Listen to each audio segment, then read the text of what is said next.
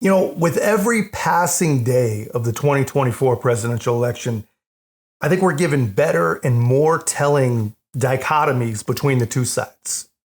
Better than I think we've ever had. I thought that the difference between J.D. Vance and Tim Walz said it best. You had one guy that went to Iraq, but then came home and wrote a book in which he talked about how thankful he was that he didn't actually have to see combat. And then you got Tim Walz, a guy who declined to go to Iraq, but then built a persona and a career on the lie that he actually did go to Iraq. I mean, honestly, that still might be the best example of the difference between the two sides. But if you want to see the difference between the effects that the two sides have on America or will have on America, just look at their conventions, man. Milwaukee, a Democrat-run city, was happy to have the Republican convention. I mean, they viewed it and they treated it as an economic opportunity. Nobody was afraid.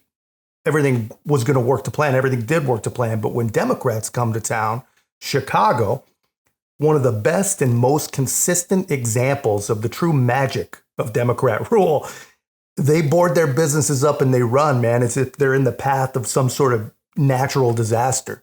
You look behind me over my shoulder, you'll notice those fences and snowplows in place. We've actually watched all morning as they have started to bring in more metal fencing, more barricades, and these snowplows have been kind of navigating around those barricades and getting into place around the UC. Take a look at some of this video we got earlier this morning. You can see a lot of cars have been turning around already as they're met with these new closures that have been set in place overnight and early this morning.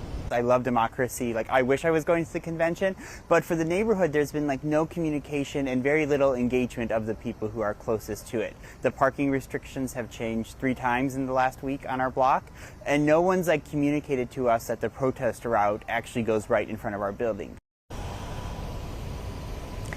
And that resident telling us that most of the information he's gotten actually is coming from us or other local news outlets. He says his hopes are that over the next few days, there's more direct communication from area law enforcement or even from the Secret Service. And really his concerns, Mugo Adrina, have been echoed by a lot of drivers and neighbors we've talked to in this area this morning. A lot of frustrated drivers, to say the least. We know security will just continue to get tighter as we approach opening day on Monday.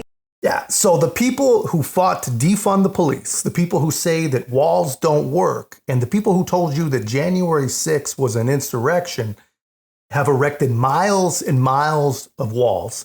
They brought in thousands of cops, and they prepare for as many as 100,000 angry Democrats to come and literally ravage a town that Democrats have been working hard to destroy for over 60 years now, right? This is what is actually happening. This is the truth on the ground. This is who these people really are, man. But this is what they want you to think is happening. As Joe Biden, he gets relegated to mumbling through a day one speech. They gave him a slot as far away from Kamala Harris as they could possibly get. Let me ask you about President Biden, because this convention is, of course, about the top of the ticket. It's also about honoring the legacy of Joe Biden, his presidency, his commitment to public service. You've known him a long time. You've worked closely with him. I wanted to ask you about, what do you think the hall is going to be like tomorrow night when he speaks? There is going to be so much love for Joe Biden. There's going to be tears of joy when he walks into that hall. And what he has done, and I love that a major focus of this is going to be on democracy. He literally saved our democracy in the U.S. Just listen to these people, man. There's going to be tears of joy for Joe Biden. He literally saved democracy in America. Joe Biden saved democracy. And to thank him, they literally deposed him. Democrats are so joyful and so thankful to Joe Biden that they replaced him with the least liked vice president in the modern era.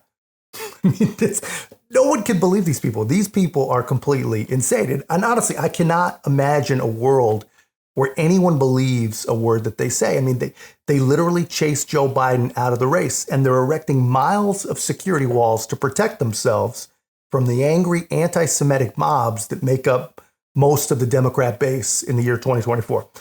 The same people, ironically, that are responsible for the picking of Tim Walz in the first place, because Josh Shapiro was just too much Jew for the modern day Democrat. So you see all these things, man, and MSNBC, they are living in complete and total fantasy. And unfortunately, Chicago's now getting a real life lesson in what the reality actually looks like. The Democratic National Convention is set to begin. Area businesses are taking some precautions. WGN's Andrea Medina shows you how some companies in the Loop are starting to board up ahead of the big event. Given the uncertainty surrounding next week's convention, businesses are taking steps to prevent potential threats to their property like looting or vandalism by adding protection. We've had zero indication that there would be any protections down in the Loop. That's why the owner of Sid Jerome Menswear is reinforcing his downtown store by covering up the windows with plywood in anticipation of possible civil unrest and violent protests that may come from the Democratic National Convention next week. We know from past experiences that something could ensue, so we want to be proactive and get ahead of it. The men's clothing shop is located on Madison Street, which is down the block from City Hall and along the main route to the United Center, where significant gatherings are expected. The owner hopes these measures will be sufficient to prevent potential damages and avoid a repeat of past incidents. We've been a victim on 4 separate occasions where we've been vandalized or looted for, various incidents or events that happened in the city. They're not alone in their concerns. The Chicago Board of Services says their crews have been actively boarding up storefronts over the past few days to mitigate losses and destruction. So far, they've secured 12 locations around the West Loop, downtown, and Daly Center area, with plans to board up additional businesses this weekend. Dude, it is completely insane, man. Democrats expect you to believe that they're fit to lead. They want you to believe that they're who the people actually want. But you can't even invite them to your own town without it looking like a literal freaking war zone. And it's funny, man. I mean, hearing these people talk about, taking precautions based on past events, they said. By past events, they're just talking about other Democrat events. But here's the ironic thing. Democrats are for democracy, and the Republican voters are MAGA extremist cult members who the FBI will tell you are the greatest national security risk we face. It's not the 99 border crossing confirmed terrorists that we accidentally released into the country. It's not the 100,000 Democrats about to destroy whatever's left of Chicago. It's straight white male Republicans and Catholics that are the real risk. I mean, these people here, this is just what democracy actually looks like. I mean, don't mind the National Guard. They're just there in case anybody needs some refreshments.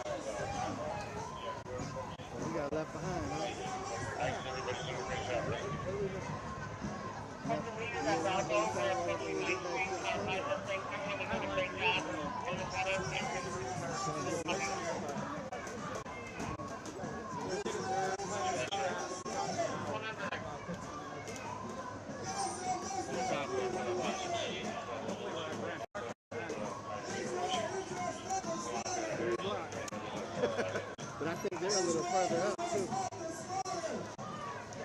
They might already be at 7 minutes.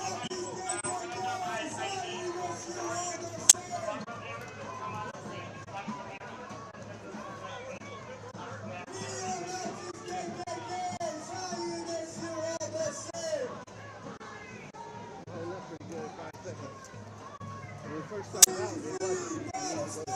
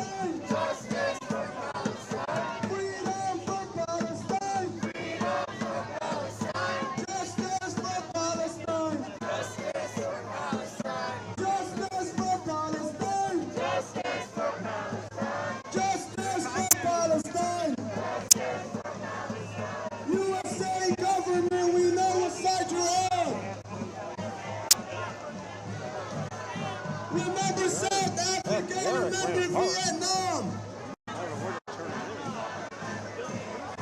USA government, we know what side you're on.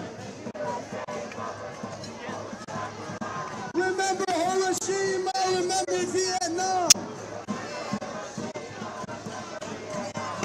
USA government, we know what side you're on.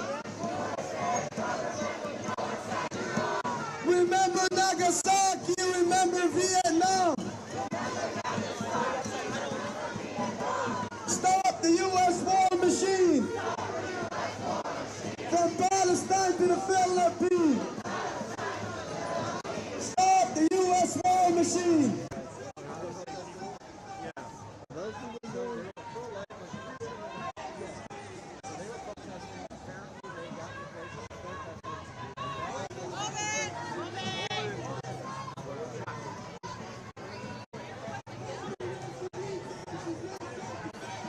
Yeah, so those guys aren't a threat, right? They're just there to help welcome Kamala to Chicago properly. But that last sign, mostly peaceful, of course, that last sign said globalize the intifada is what that sign says. And intifada, if you're not familiar, that's an Arabic word that means armed conflict with the Jews.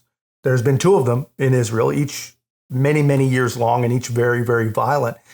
And this is who these people are. They want to globalize that. I can only assume he means chase down and hunt down all the Jews. And he's going to hold that sign while calling people on the right Yahtzees. That's crazy. This is who these people are, man. And that's exactly why Kamala Harris bent the knee and chose one of the most pathetic humans alive in Tim Walz instead of Josh Shapiro, who, believe it or not, that's a Democrat who actually has a brain and he actually can speak actual words. But he was just, like I said, too much Jew for the Democrat base. And it's sad, man, but this is who these people are. And there are real differences between the left and the right. And honestly, man, the gap, I don't think has ever been wider. And I think I'm more convinced right now of the fact that our differences really are most likely irreconcilable, right? These are wild, wild times we're living in, man. This should be an interesting week to watch for sure in Chicago. But that's just my take, guys. Let me know your thoughts in the comments. If you haven't already, be a part of our growth. Make sure to like, comment, subscribe. Most importantly, share the channel. I'll see you in the next one.